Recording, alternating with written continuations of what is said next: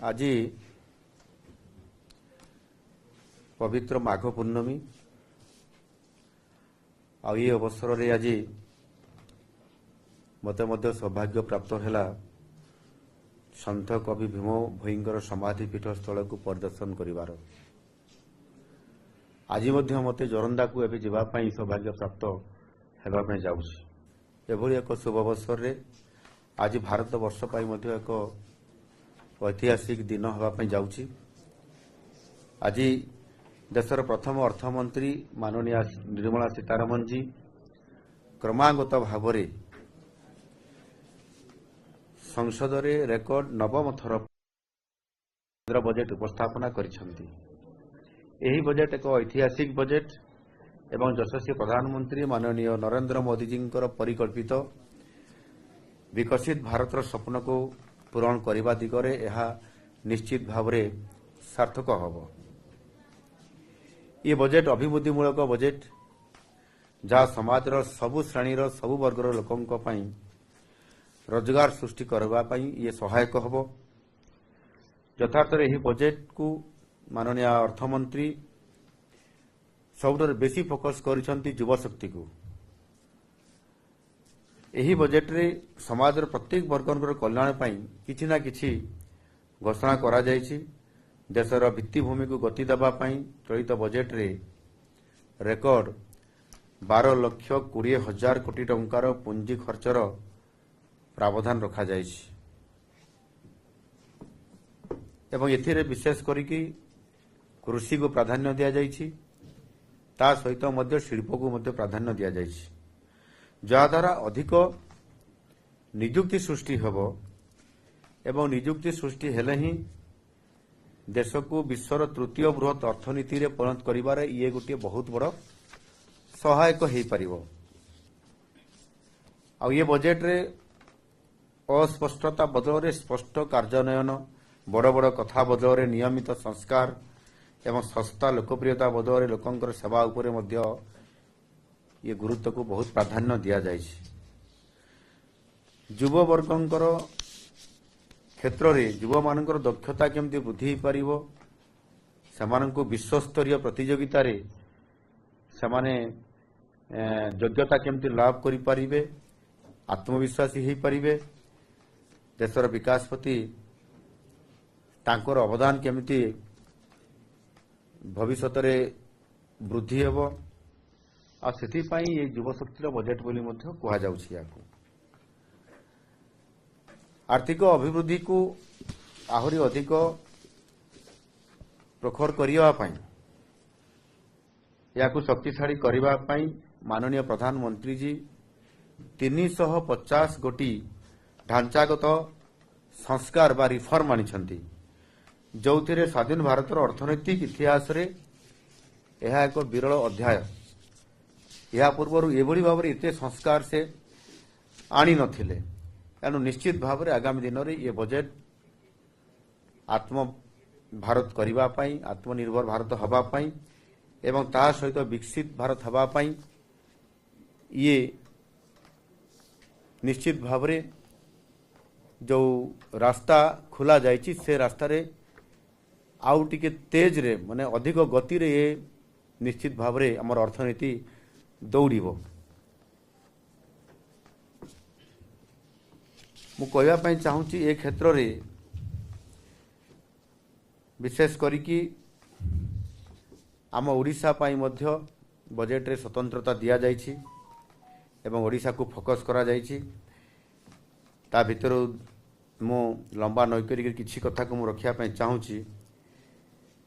ओडिशा पाई rare earth corridor या को स्वतंत्रता दिया जायछि। आपण जानिथिबे किछि दिन पूर्वरु मध्य आमे मध्य सेही भली जेतेबेले Utkarsh Odisha make in Odisha conclave माध्यम रे रोड शो करूछु किछि उद्योगी मानकु मध्य आकर्षित करिबा पाई एवं ए जो रेयर अर्थ उपरे फोकस करिबा पाई मध्य आमे समान को आमंत्रण करिथिलु। आ सेही आधार रे आज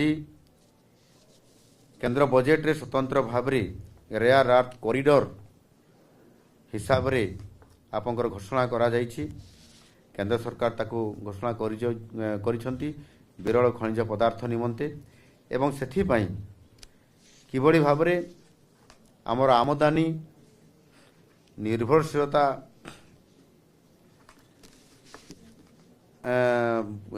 ପାଇବ ଏବଂ ସ୍ଥାନୀୟ ଶିଳ୍ପକୁ ମଧ୍ୟ ପ୍ରୋତ୍ସାହିତ କରିବ। ଏଥିରେ ଇଲେକ୍ଟ୍ରୋନିକ୍ସ ଏବଂ ଅକ୍ଷୟ ଶକ୍ତି ଏହାରି ଉପରେ ଉଚ୍ଚ ବୈଷୟିକ କ୍ଷେତ୍ରକୁ ମଧ୍ୟ ये जो रेयर अर्थ कॉरिडोर हवा द्वारा ओडिशा रे स्वतंत्रता लाभ पाइब और विशेष करके आम ओडिशा रे जो 575 किलोमीटर जो कोस्ट लाइन अच्छी एवं से कोस्ट लाइन रे रेयर अर्थ ये प्रचुर परिमाण रे मध्य ये अच्छी आ ताकू एबे आमे ताकू व्यवहार करबा पई जो निष्पत्ति नहीं से निश्चित भाव में ओडिशा लाभान्वित हवा सहित मध्य भारत वर्ष एथिरे आत्मनिर्भर हेबारे बहुत बड़ पदक्षेप नेब। एवं आ गोटे बड़ कथा है पूर्वतट विकास कॉरिडोर एथिरे पूर्व उपकूल रे थिबा आम पर्यटन को अर्थनैतिक हब इ दुटा करबा पई मध्य गोटे गुरुत्व बजेट रे स्वतंत्रता दिया जाइछि। उपकूल भौगोलिक और अर्थनैतिक संयोग हेतु ओडिशा लाभान्वित हेबार संपूर्ण भाव में भरपूर सुजोग रही एवं ये जो पूर्वोत्तर विकास कॉरिडोर से 5टी राज्य अच्छी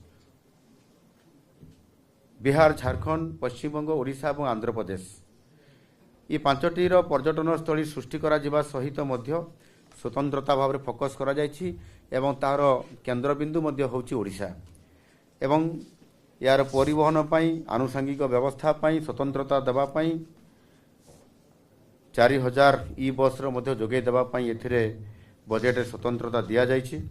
आसंता 5 वर्ष मध्य 20टी नूतन जातीय जलपथ कार्यक्रम हब।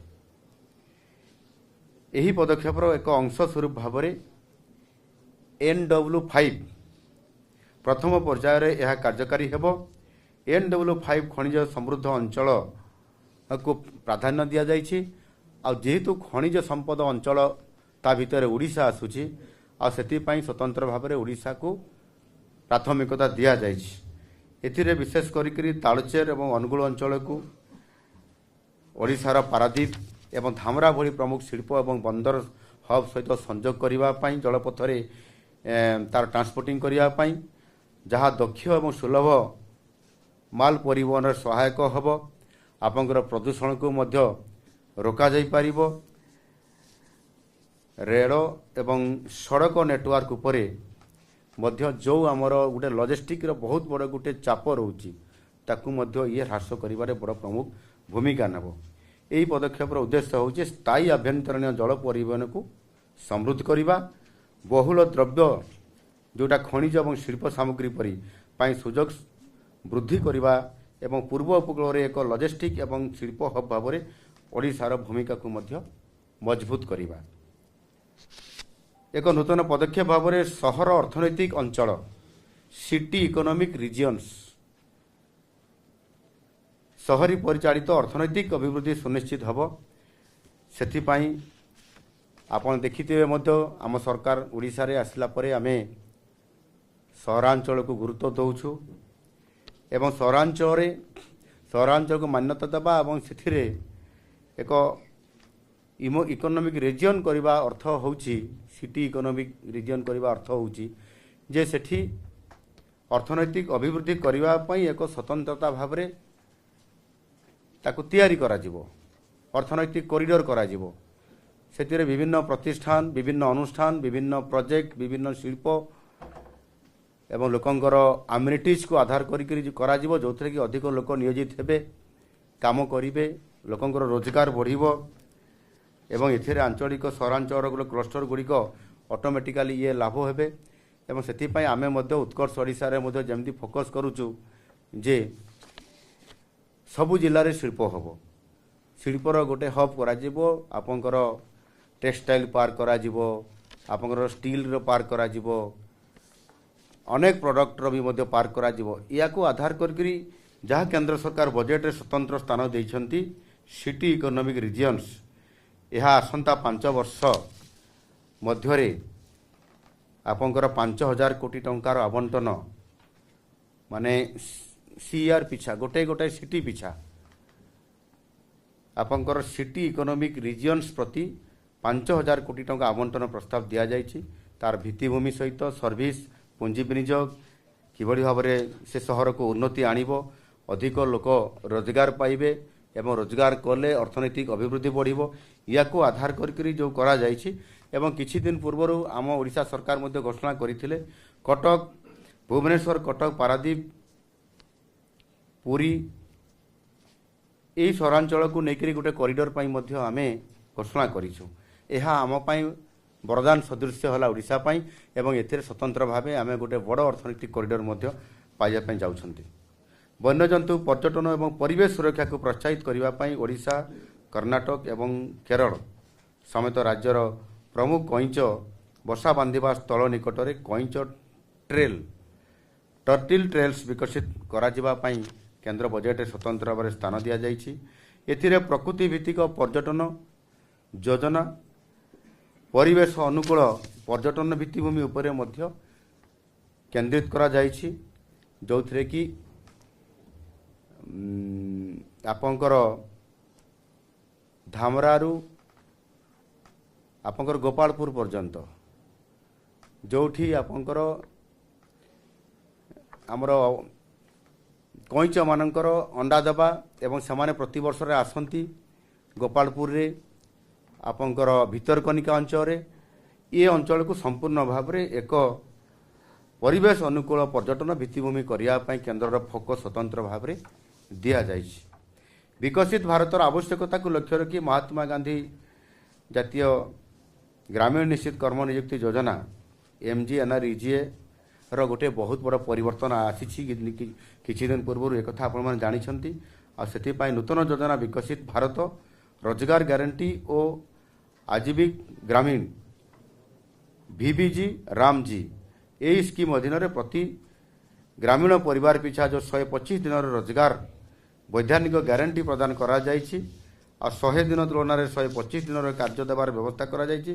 ଏଥିରେ 2026-27 ଆର୍ଥିକ ବର୍ଷ ପାଇଁ ମୋଟ 1,51,000 କୋଟି ଟଙ୍କାର ଯେଉଁ ଆବଶ୍ୟକତା ପଡ଼ୁଛି ବଜେଟରେ, ସେଥିରେ କେନ୍ଦ୍ର ସରକାରଙ୍କର ଅଂଶ ମଧ୍ୟ 95,692 କୋଟି ଟଙ୍କାର ପ୍ରାବଧାନ ରଖାଯାଇଛି ଏବଂ ସେହି ଅନୁସାରେ ଏହାକୁ 60-40 ରେସିଓରେ କାର୍ଯ୍ୟକ୍ରମର ଯୋଜନା ଭିତରେ ଇଏ ନିଶ୍ଚିତ ଭାବରେ ସ୍ୱତନ୍ତ୍ର ଭାବରେ ଇଏ ଗୋଟିଏ ଠୋସ୍ କାର୍ଯ୍ୟକ୍ରମ ଭିତରେ ହେବ, ଯେଉଁଥିରେ କି ଲୋକଙ୍କର ରୋଜଗାର ବଢ଼ିବା ସହିତ ଭିତ୍ତିଭୂମି ପ୍ରତିଷ୍ଠା ହେବାରେ ବହୁତ ବଡ଼ ସହାୟତା ହେବ। ଆଗରୁ 30,000 ଟଙ୍କା ଖର୍ଚ୍ଚ କରାଯାଉଥିଲା, କେନ୍ଦ୍ର ସରକାର କରୁଥିଲେ। ଆମ ସରକାର ଏବେ ଆସିଲା ପରେ ଏବଂ ଏଇ ଯେଉଁ ନୂଆ VBG ରାମଜି ଏ ସ୍କିମ୍ ଆଣିଲା ପରେ 30,000 କୋଟିକୁ ବୃଦ୍ଧି କରିକରି 95,692 କୋଟି ଟଙ୍କା ୟାର ପ୍ରାବଧାନ ରଖାଯାଇଛି ଏବଂ ତାହା ସହିତ ମଧ୍ୟ ରାଜ୍ୟ ସରକାରର ବଜେଟରେ ମଧ୍ୟ ତାଙ୍କ ସେୟାର ମଧ୍ୟ ରଖାଯାଇଛି। ଓଡ଼ିଶା ଭଳି ଉପକୂଳବର୍ତ୍ତୀ ରାଜ୍ୟମାନଙ୍କର କୃଷକମାନଙ୍କର ଆୟ, ଉତ୍ପାଦକତା ଏବଂ ଗ୍ରାମୀଣ ନିଯୁକ୍ତି ବୃଦ୍ଧି ପାଇଁ ଉଚ୍ଚ ମୂଲ୍ୟର କୃଷିର ଅଂଶ ଭାବରେ ନଡ଼ିଆ, କାଜୁ, ଚନ୍ଦନ ପାଇଁ ଯୋଜନା ସହାୟକ ମଧ୍ୟ ଇଏ କରାଯାଇଛି। ଆଗାମୀ ଦିନରେ ଏହାର ଉତ୍ପାଦକତା ବୃଦ୍ଧି ପାଇଁ ଇଏ ସମସ୍ତ ନଡ଼ିଆ ଏବଂ କାଜୁ ଏବଂ ଚନ୍ଦନ ପାଇଁ ୟାର ଅଧିକ ପ୍ରୋତ୍ସାହନ ଦେବାର ଯେଉଁ ଲକ୍ଷ୍ୟ ରଖାଯାଇଛି, ଏହାଦ୍ୱାରା ଆମର ପ୍ରଡକ୍ସନ୍ ବଢ଼ିବ। ପ୍ରଡକ୍ସନ୍ ବଢ଼ିଲେ ସେହି ଅନୁସାରେ ନିଶ୍ଚିତ ଭାବରେ ଏଥିରେ ଯେଉଁମାନେ ନିୟୋଜିତ ହୋଇଥିବେ, ଯେଉଁମାନେ ଏ କାର୍ଯ୍ୟ କରୁଥିବେ, ଯେଉଁ ଚାଷୀମାନେ, ସେମାନେ ନିଶ୍ଚିତ ଭାବରେ ଏଥିରେ ସମ୍ପୂର୍ଣ୍ଣ ଭାବରେ ଉପକୃତ ହେବା ସହିତ ଆତ୍ମନିର୍ଭର ହେବା କ୍ଷେତ୍ରରେ ଇଏ ଗୋଟିଏ ବହୁତ ବଡ଼ ଗୁରୁତ୍ୱ ଭୂମିକା ନିର୍ଭର କରିବ। ବିଶେଷ କରିକି ଆପଣଙ୍କର ଉତ୍ପାଦନ ଏବଂ ପ୍ରକ୍ରିୟାକରଣ ଇକୋସିଷ୍ଟମକୁ ମଜବୁତ କରିବା ପାଇଁ ଏସବୁ କରାଯାଇଛି। ଏଣୁ ଆଗାମୀ ଦିନରେ ନିଶ୍ଚିତ ଭାବରେ ଏହା ଅର୍ଥନୈତିକ ଅଭିବୃଦ୍ଧି ସହିତ ରୋଜଗାର ସୃଷ୍ଟି କରିବାରେ ବହୁତ ବଡ଼ ଭୂମିକା ଇଏ ନିର୍ବାହ ନିଶ୍ଚିତ ଭାବରେ କରିବ। ସେହିଭଳି ଭାବରେ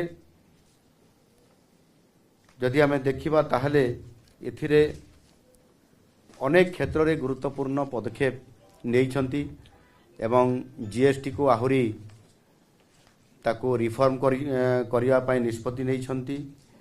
ଆପଣଙ୍କର ଅନେକ ଯେଉଁ କ୍ରିଟିକାଲ ମିନେରାଲ କଥା ମୁଁ କହିଲି, ତା ପାଇଁ ଆପଣଙ୍କର national critical mineral mission NCMM ମାଧ୍ୟମରେ ଖଣିଜ କ୍ଷେତ୍ର ପାଇଁ ଏଥିରେ 7 ବର୍ଷ ମଧ୍ୟରେ 34,300 କୋଟି ଟଙ୍କାର ବ୍ୟୟବରାଦ ୟାକୁ ସ୍ୱତନ୍ତ୍ରତା କେନ୍ଦ୍ର ବଜେଟରେ ସ୍ଥାନ ଦିଆଯାଇଛି एवं प्रमुख पदक्षेप मध्य गुरुत्वपूर्ण खनिज मूल्य श्रृंखला भैल्यू चेन 16,300 कोटी टंका आमदानी उपर निर्भरशीलता ह्रास करने 4टी राज्य में नूतन रेयर अर्थ कॉरिडोर एवं कोयला बाष्पीकरण 35,000 कोटी टंकार प्रोत्साहन एथिरे मध्य अंतर्भुक्त अच्छी। एथिरे मु गोटे कथा कहवाई भी चाहूँगी आमे मध्य प्रथम थर कर भारत वर्ष रे ओडिशा जो उत्कर्ष ओडिशा माध्यम आमे जो आमर वेदांत कंपनी अच्छी तांको माध्यम 80,000 कोटी टंकार गोटे प्रकल्प ओडिशा रे हेबा पई जाउची जोटा कि भारत वर्ष रे प्रथम एथिरे कोयला बाष्पीकरण पाई से खर्च करेंगे एवं एथिरे प्रोत्साहन टंका जो देवार व्यवस्था केंद्र सरकार आज ये स्वतंत्रता देले 35,000 कोटी टंका एथिरे निश्चित भाव में ओडिशा लाभान्वित हम। ये जो प्रोत्साहन राशि इनसेंटिव या केंद्र सरकार भी जोगई देवे राज्य सरकार की जोगई देवे जहाँ फल कि प्रदूषण मुक्त आपंकर कोयला बाष्पीकरण कार्यक्रम रे जो चेंज हेबो ता निश्चित भाव में आपंकर बड़ गुरुत्वपूर्ण भूमिका निभाउछि।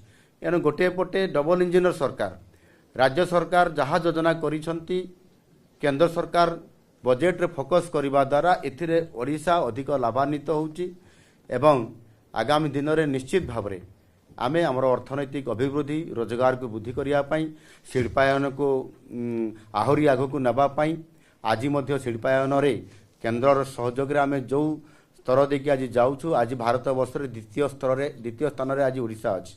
आगामी दिन में आमर रोड शो को आहरी आम शक्तिशाली करने द्वारा एवं आज ये बजेट जेभली भाव में आज अनेक क्षेत्र में आपंकर कृषि उपरे जल जीवन मिशन उपरे विकसित भारत रोजगार ग्यारंटी उपरे आपंकर समग्र शिक्षा उपरे आपंकर MGNRGA उपरे PMAY उपरे PMAY ग्रामीण जातीय स्वास्थ्य मिशन जातीय ग्रामीण जीविका मिशन एवं से भली भाव में आपंकर या अधिक चाषी मान को शक्तिशाली करने PM किसान एवं प्रधानमंत्री गरीब कल्याण अन्न योजना को पुणी अभिवृद्धि करवा एथिरे 2,27,429 कोटी टंका PM सूर्यघर उपरे 22,000 कोटी टंका प्रधानमंत्री विकसित भारत रोजगार योजना उपरे 20,083 कोटी टंका एभली भाव में जो योजना गुड़िक रखा जाइछि ताहा ओडिशा उपरे निश्चित भाव में ये सहयोग हेबो एवं ये बजेट रे अभिवृद्धि बढ़िबा सहित लोगों को रोजगार करिवो एवं विकसित भारत आड़ जो आम योजना कर से आड़ को ये बहुत सहायक हो पारिबो।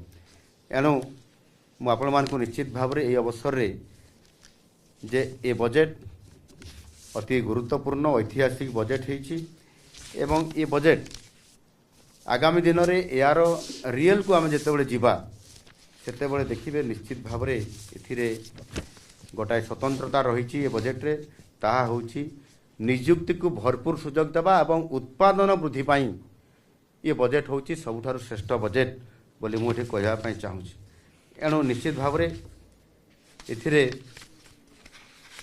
ओडिशा पाई स्वतंत्रता भाव में फोकस करा जाइछि। एथिरे आपंकर रोड सेक्टर रे रेल सेक्टर रे आपंकर पोर्ट सेक्टर रे ये समस्त क्षेत्र में ओडिशा को जेभली भाव में केंद्र प्राधान्य देइछंती आगामी दिन में ये बजेट ऐतिहासिक हेबो एवं भारत वर्ष पाई ये विकसित भारत पाई एवं ओडिशा पाई मध्य समृद्ध ओडिशा पाई ये डबल इंजिन सरकार रे सहयोग करबा पाई ये बजेट अत्यंत गुरुत्वपूर्ण एवं ऐतिहासिक ये बजेट आगामी दिन में ओडिशा को समृद्ध करिबारे प्रमुख भूमिका नेबो। धन्यवाद।